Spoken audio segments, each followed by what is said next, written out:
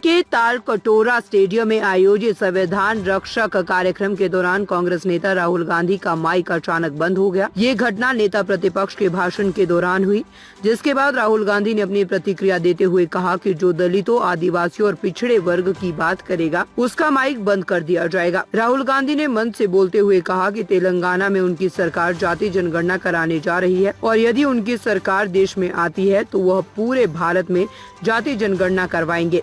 उन्होंने ये भी बताया कि भारत की जनसंख्या में 15% दलित और 15% अल्पसंख्यक है, लेकिन पिछड़े वर्ग की स्थिति पर कोई डेटा नहीं है। राहुल गांधी ने आरोप लगाया है कि पिछड़ा वर्ग 50% से कम नहीं हो सकता और भारत की 90% आबादी दलित, आदिवासी और पिछड़े वर्गों से आती है। राहुल गांधी ने आगे कहा कि जो भी इस देश में 3000 साल से दलितों और आदिवासियों की बात करता है उसका माइक ऑफ कर दिया जाता है। उन्होंने ये भी कहा कि लोग उन्हें बोलने से रोकने के लिए कहते हैं, लेकिन वे अपनी बात रखने के लिए खड़े रहेंगे। उन्होंने उदाहरण देते हुए रोहित वेमुला की तस्वीर का उल्लेख किया और कहा कि देश के समस्त सिस्टम का असल उद्देश्य इन वर्गों के खिलाफ खड़ा हुआ है।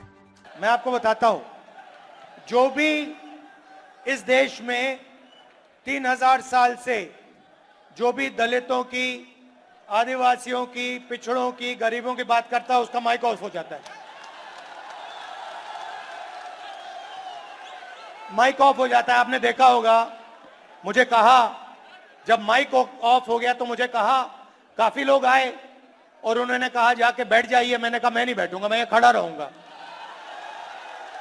मुझे नहीं बैठना। माइक जितना ऑफ करना है करो, मुझे जो बोलना है मैं बोलूंगा।